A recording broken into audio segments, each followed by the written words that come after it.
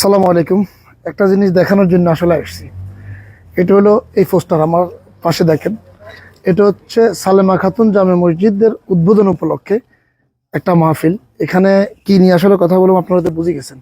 প্রধান আকর্ষণ আবু তাহা মোহাম্মদ আদনান হাফিজাহুল্লাহ, আর মাওলানা সাইফুল্লাহ মনির সাহেব হলো বিশেষ অতিথি, সোনামুড়ি হামিদিয়া কামিল মাদ্রাসার প্রিন্সিপাল, এবং উনি ভাইস প্রিন্সিপাল উম্মাতুল মুমিনিন গার্লস মাদ্রাসা মাওলানা মুফতি আবুজার। আমার কথা হলো এই যে প্রধান অতিথি হচ্ছে আবু তাহা আদনান, তারা নিয়ে আমার কোনো অ্যালার্জি নেই, তার প্রতি আমার সম্মান। উনি ভালো মানুষ, ভালো কথা বলে, কিন্তু তিনি আলেম নন, জেনারেল লাইনেরও এত বড় পণ্ডিত ব্যক্তিত্ব নন। কিন্তু আমাদের দেশে উনি কিছু মোটিভেশনাল কথা বলছে, এই জন্য বাংলাদেশের মানুষের কাছে জনপ্রিয়। একটু ব্যাকগ্রাউন্ড মিউজিক আর ভালো এটা করিও না, তোমার আল্লাহ ছাড়া কেউ না, এসব কথা বললে আমরা বাইরে হয়ে যাই, যে কোনো কারণে বাইরে হয়েছে, এই জন্য তারা প্রধান অতিথি দিছে। কিন্তু বিশেষ অতিথি কারা? সোনামুড়ি হামিদিয়া কামিল মাদ্রাসার প্রিন্সিপাল, প্রায় 30 থেকে 35 বছরের মুহাদ্দিস। তার নামের পিছনে হাফিজাউল্লাহ নাই, আবু তাহা মোহাম্মদ আদনানের নামের পিছনে হাফিজাউল্লাহ।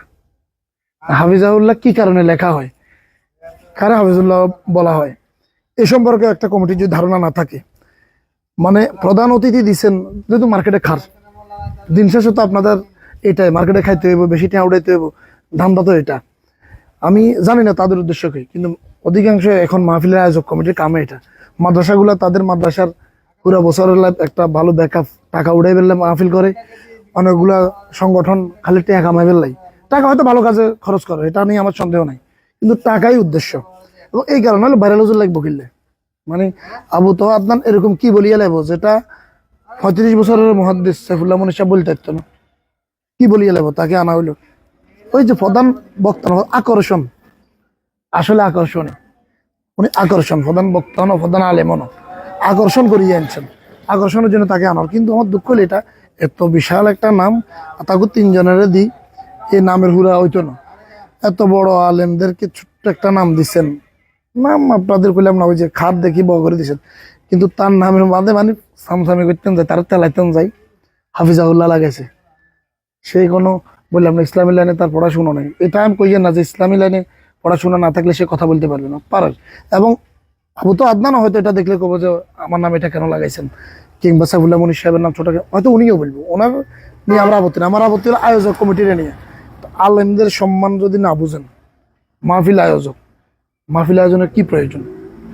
আমি দুঃখ থেকে বলি, মাওলানা সাইফুল্লাহ মনির অনেকে ছিলেন বাংলাদেশের 2টা সেরা গাইড মাদ্রাসা লাইনে, আল ফাতা গাইড, আল বারাকা গাইড।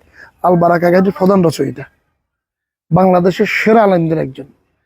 হয়তো ওনার কণ্ঠ ভালো না, কিন্তু তারপরেও দুর্দান্ত ওয়াজ করে। এখন ওই যেটা বললাম, যদি এলেম অর্জনের জন্য, মানুষকে ভালো কিছু শোনানোর জন্য ওয়াজ হতো, তাহলে সাইফুল্লাহ মনির যথেষ্ট ছিল। কিন্তু আমগত হলে মার্কেটে খাওয়াইতে হবে, সুর এসে। আবার আবু তাওয়া আদনানও কিন্তু একটা সুরে ওয়াজ করে, এটা না মোটিভেশনাল কথা, ভালো লাগে, পাবলিক খাত, পাবলিক ডিমান্ড ওয়াজ, মূলত এলে মামল এগেনের লাইন। এটা তো এই পোস্টারটা দিয়ে যথেষ্ট প্রমাণ। তো এটা একটা মসজিদ কমিটির প্রধানরা এমনি, আমি জানি না, এখানে হয়তো ভালো, কিন্তু ম্যাক্সিমাম তো মসজিদ কমিটির লোক কেন আমরা জানি, তো তাদের ভিতরে ইসলামী জ্ঞান নাই, এটা থাকে না। এবার এই মসজিদ কমিটির প্রতি অনুরোধ, সালামা খাতুন কোম্পানিগঞ্জ, আমি এখন আসছি পণ্ডিতেরা, এটা আজকে কয়েকদিন পোস্টারটা আমি আসতে যেতে চোখে পড়ে, ভাবলাম একটু কথা বলি। তো এই জায়গাগুলো, পোস্টারগুলোতে আলেমদের সম্মান বোঝা উচিত। একজন কামিল মাদ্রাসার প্রিন্সিপালের নাম টেমা করে হিন্দি দিয়েছেন, লগদে হাফিজাউল্লাহ লাগান না, কারো লাগাইতেন না। আবু তো আদনান এত করে লাল কালি দিয়ে প্রধান আকর্ষণ হাফিজাউল্লাহ লাগাই দিলেন। মাহফিল কমিটির আক্কেল হওয়া উচিত, কার নামে লাগে কি লাগাবেন।